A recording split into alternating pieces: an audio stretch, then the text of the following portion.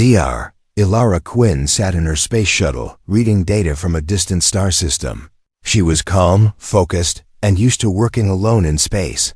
As a scientist, she had traveled many galaxies, searching for new planets and life, but this mission was different. Her ship suddenly shook violently, red lights flashed, and a loud alarm began to scream.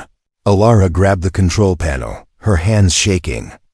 A massive storm of energy appeared out of nowhere, tearing through space like a monster. Her ship was pulled into it, spinning and breaking apart. She screamed as the shuttle crashed onto a dry, cracked surface. The impact threw her from her seat, knocking her unconscious. When Ilara woke up, everything was silent. Her body ached, and blood ran down her forehead. The ship was broken, smoke rising from the engine. She looked around, coughing, trying to understand where she was.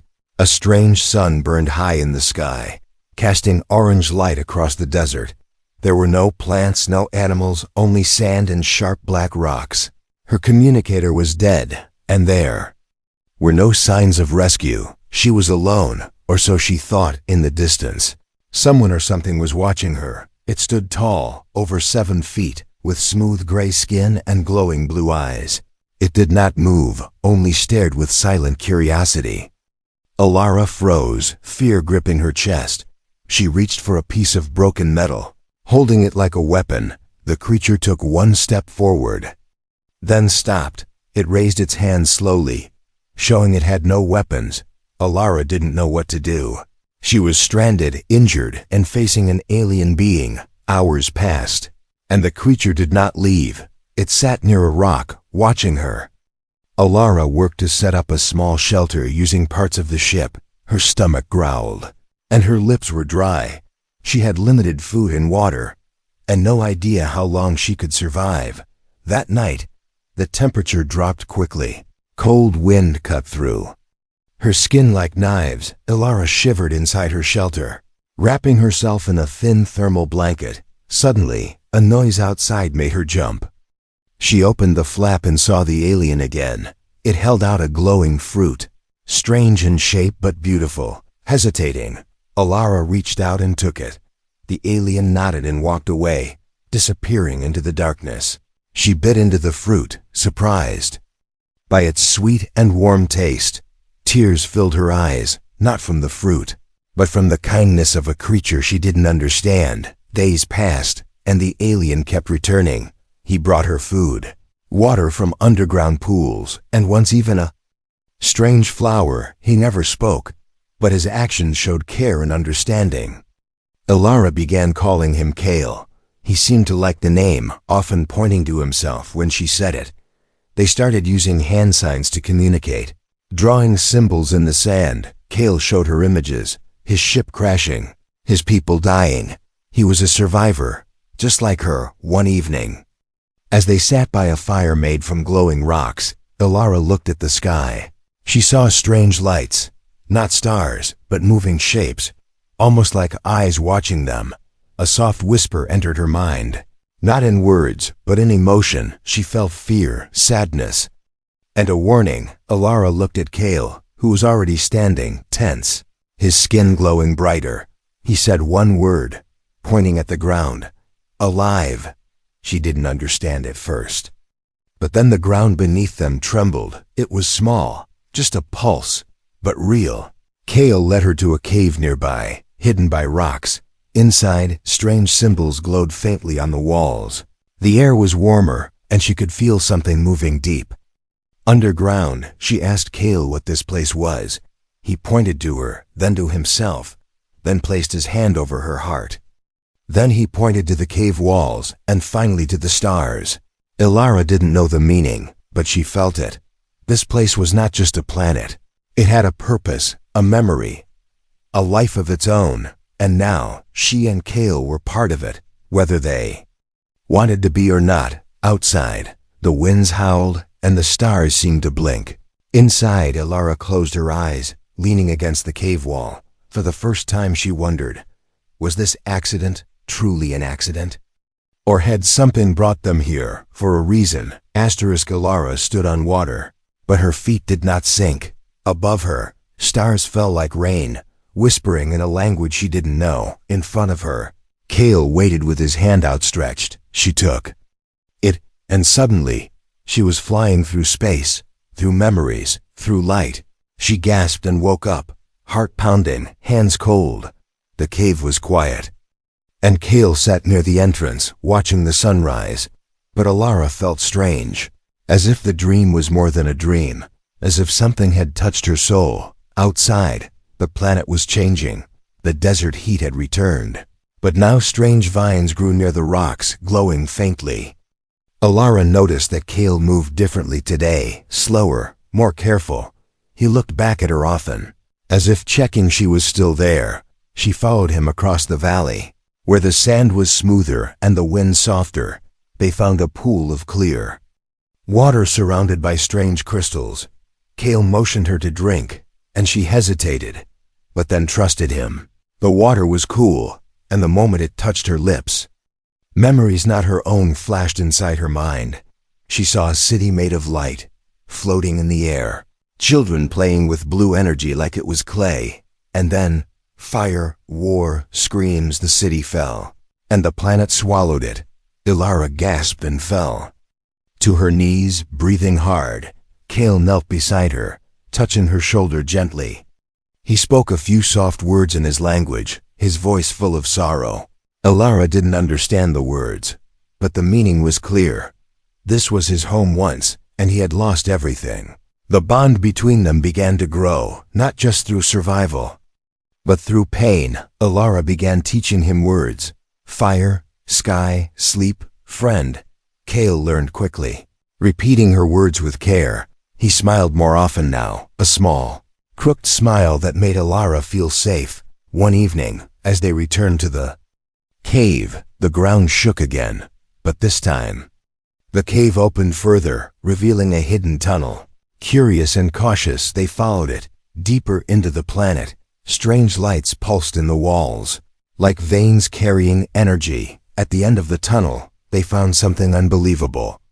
A massive underground chamber, and in its center, a skeleton the size of a building. It had wings like a dragon, but its bones were made of crystal. Inside its chest, a glowing orb floated, pulsing slowly like a heart. Alara stepped closer, drawn to it. The orb suddenly glowed brighter, and her hand moved on its own, touching it. A spark of energy passed through her, and she collapsed. In her mind, she heard a voice: "You are the bridge, the mother of renewal, the seed of unity." Alara woke up, shaken, sweating. Cale stood over her, his eyes wide with fear. He pointed to her stomach, and Alara looked down. There was a faint mark there now, glowing like a tiny star. Cale spoke slowly in his broken English. "Life." Inside, Alara stared at him, confused and frightened. "That's not possible," she whispered, backing away. Cale did not move, his eyes full of sadness and truth. That night, she sat alone outside the cave, staring at the sky. Was this a dream? A side effect of the crash? Or had this living planet chosen her for something greater? Cale sat beside her silently, handing her a glowing stone for warmth. She didn't speak, but this time, she didn't pull away. Somehow they had been connected by more than just survival. Something had started, something neither of them truly understood. The stars blinked slowly above, and the ground hummed quietly below. And in the deep silence of the night, Alara whispered one word to the air: "Why?" It started with a sound she didn't hear, a vibration inside her bones, soft but constant, like the planet was breathing through her. Alara woke with a sudden jolt, her heart racing. Her hand moved to her stomach, where the glowing mark had grown slightly brighter. The cave was silent, too silent. Cale was gone, and the fire had died. She stepped outside, and the air felt heavier, like a storm was hiding in the sky. In the distance, she saw Cale standing perfectly still, his hand pressed against a tall stone. The stone pulsed with blue light, responding to his touch. When Alara approached, she noticed carvings appearing on the surface, symbols, maps, and A starship. She realized Kale had activated something ancient. Something buried. Suddenly, her old communicator, broken and useless for days, blinked to life. A weak signal pushed through the static. "DR, Ilara, do you copy? This is base station." Then silence. Ilara's breath caught, her heart filled with hope. She tried to reply, but the device sparked and shut down again. She looked at Kale, but his face was pale, his eyes glowing with warning. "No send," he said softly. "It wake danger." Before she could ask what he meant, the ground shook slightly. A distant howl echoed across the horizon.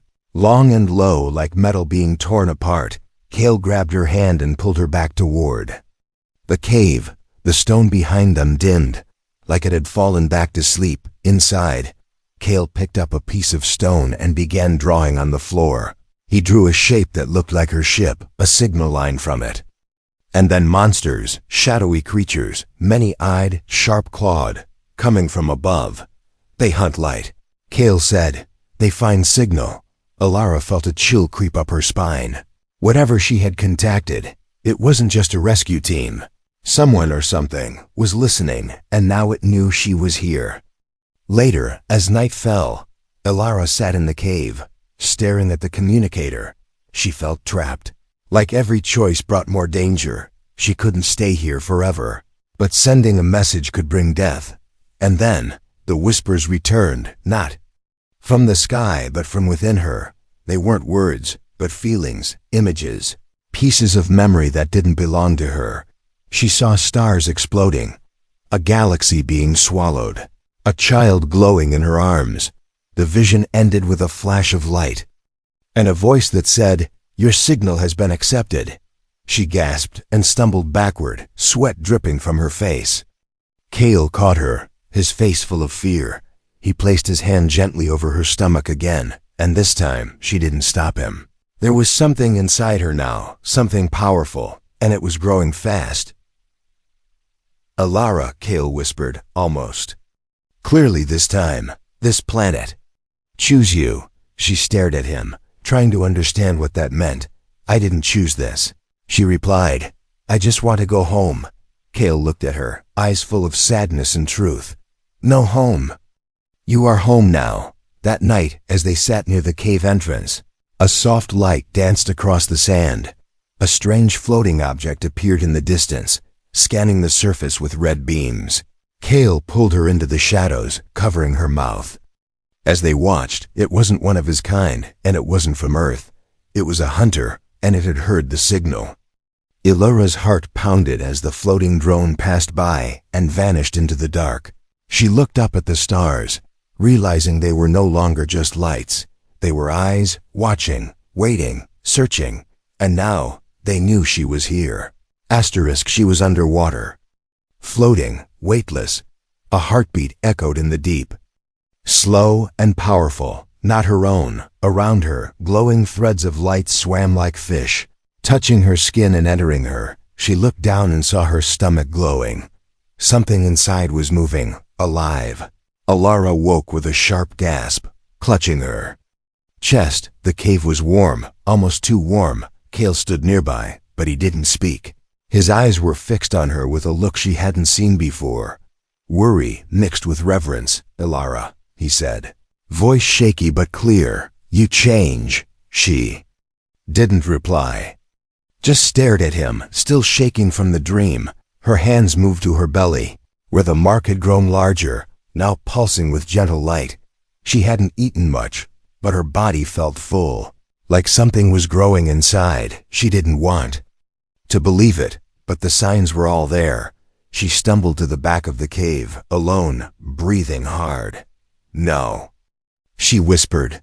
"That's not possible." But her heart already knew the truth. She was pregnant, and the child inside her wasn't just human.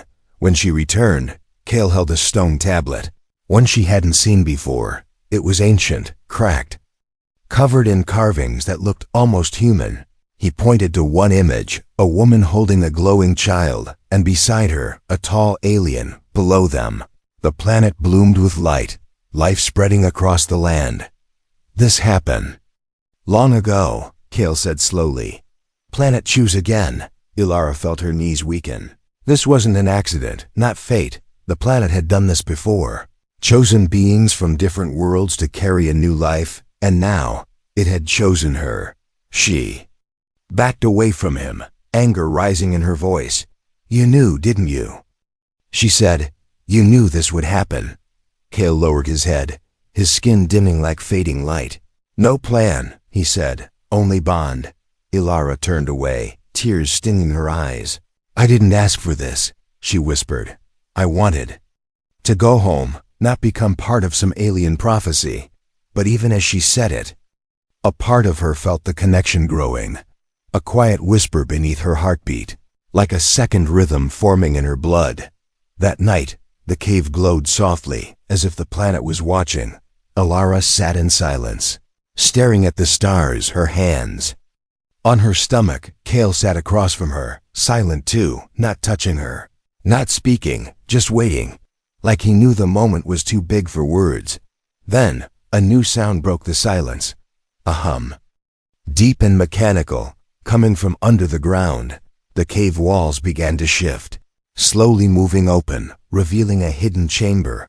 Kale stood first, alert, but not afraid. He looked at Ilara and said one word clear and strong. Ark. They walked down the path together, and what they found was beyond belief. A giant machine rested in the earth, covered in vines and stone, forgotten by time. It pulsed with soft light, reacting to Ilara as she came closer. The baby inside her responded. Too, she could feel it turning, reaching, alive. Kale placed her hand on a glass-like panel, and the ark lit up. Images flashed, stars, ships, war, extinction, rebirth.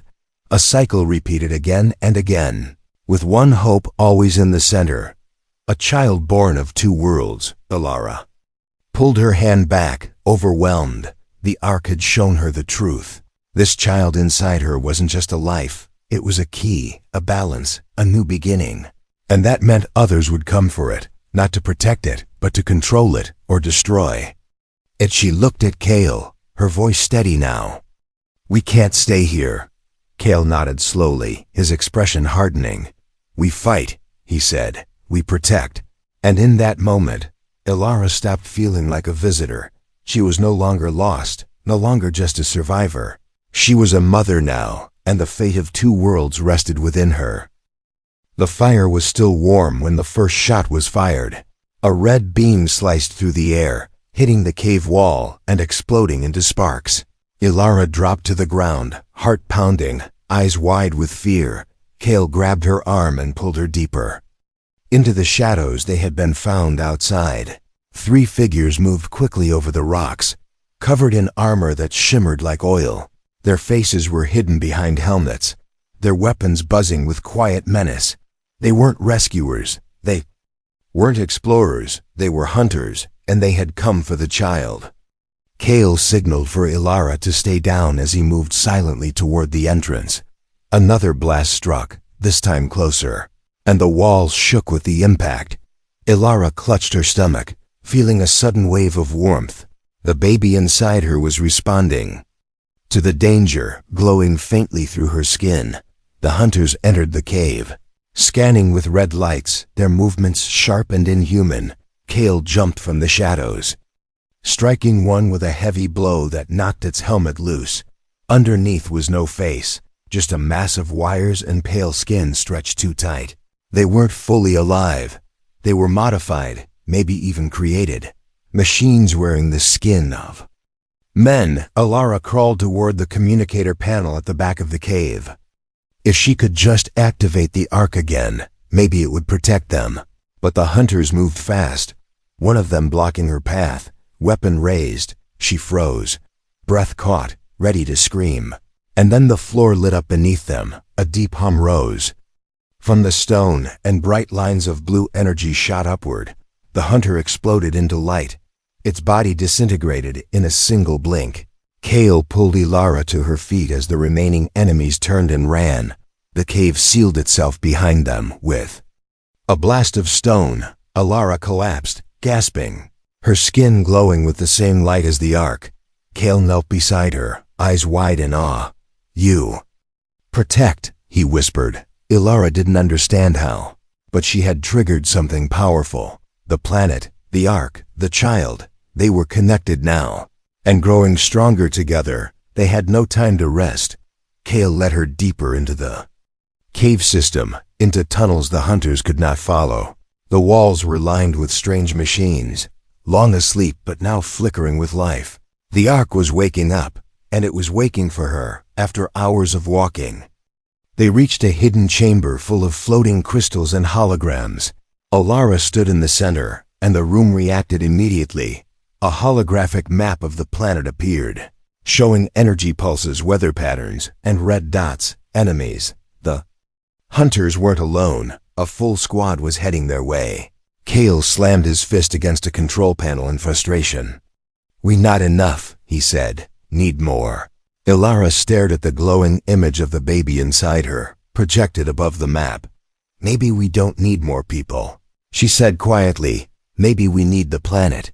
The room shifted again, revealing a control seat shaped like a nest of vines and stone. Ilara stepped into it, guided by instinct more than logic. The moment she sat down, her mind was filled with light, symbols, and voices. The planet spoke to her, not in words, but in emotion, pain, loneliness, hope, and a question. "Will you carry us forward?" "Yes," she whispered, and the Ark came alive. Machines rose from the floor, ancient guardians covered in moss and metal. Energy shields activated around the cave entrances, sealing off paths. And at the heart of it all, Ilara glowed like a sun in a world of shadows. Kale stood beside her, watching with silent pride. He knew now what she had become. Not just the mother of a child, but the mother of a new beginning. Outside, the hunters regrouped, their numbers growing. But inside, Ilara was ready. She looked at Kale and said, "We fight back." She used to drink coffee near the spaceport window. She would watch ships rise like birds made of metal. She used to wear white gloves in the lab and talk about distant stars, as if they were puzzles to solve. That life felt like someone else's dream now, fading like smoke. Now, she sat inside the heart of a planet, her hands glowing softly. Machines surrounded her like living creatures, watching, listening, waiting. Ilara no longer felt like a visitor here. She was part of this place now, connected in ways she still didn't understand. Kale stood by the control wall, studying a floating symbol. The baby inside Ilara moved gently, as if sensing the silence before a storm. Outside, the hunters were preparing their attack. Inside, the Ark was beginning to breathe again. As Ilara placed her hand on the control panel, the chamber pulsed with light. A sharp, electric pain ran through her arm and into her chest. She cried out but didn't let go. Images filled her mind. Not just memories, but blueprints, history, emotion, creation. She wasn't just seeing the Ark, she was becoming part of it. The planet spoke through pulses in her blood. "You are the carrier," it said without words. "You are the vessel of change." Kale rushed to her side, grabbing her shoulders. "Ilara," he said, "you must stop." But she shook her head, eyes wide, hands still glowing. "I'm not dying," she whispered. "I'm becoming." The Ark responded, rising around her like a blooming flower. Stone walls turned to crystal, old machines opened their eyes. A tall structure rose behind her, forming a throne made of vines and light. Ilara stood inside it, her skin glowing like starlight. She was no longer just human. She was the key, the link, the signal. The energy spread through the tunnels, waking guardians long buried. Tall biomechanical beings stood up from deep chambers, their bodies covered in moss and steel. They bowed to Ilara without a word. Kale watched, speechless. She had become the heart of the Ark, and the baby inside her, its future. Outside, the sky cracked with thunder. The hunters were coming in full force, dozens of them, riding hover beasts and carrying plasma rifles. They had seen the signal, and now they wanted to take it. Ilara turned to Kale, her voice calm. "Open the gates." Kale nodded, pressing a crystal that dissolved the outer shields. The hunters stormed forward, But this time, they weren't attacking a cave. They were entering a fortress. The ground shifted beneath them. Walls rose, and giant stone beasts burst from the earth. Energy spears flew through the air, and machines fought side by side with nature. Elara didn't fire a single shot. She stood still, her mind connected to everything, controlling it all with a thought. The hunters were strong, but they were not alive like this place. They were cold, synthetic, and the ark swallowed them like a body rejecting infection. One by one, their lights blinked out, until only one remained, a leader, taller than the rest, with silver armor and a black visor. He stepped forward, holding up a device pulsing with dark energy. "This child belongs to the stars," he said, voice harsh and broken. Elara looked at him, her voice soft but unshaken. "This child belongs to life." The hunter threw the device, and the ground cracked open. Dark matter spilled out, eating light, swallowing stone. Kale jumped forward to block it, but the wave hit him. He screamed, his body breaking into particles of blue fire. "Elara," he whispered with his last breath. "Protect!" Something inside her snapped. She fell to her knees, crying out in pain and fury. The light from her body exploded outward, burning away the dark matter like fire to paper. The hunter vanished in the blast, leaving behind only dust. Silence followed, heavy and full. Elara stood alone, glowing, breathless, shaking. She looked down at her stomach, where the baby pulsed with light. Kale was gone, but his final word echoed in her soul: protect. The wind was no longer sharp. It moved slowly now, like a soft breath across the sand.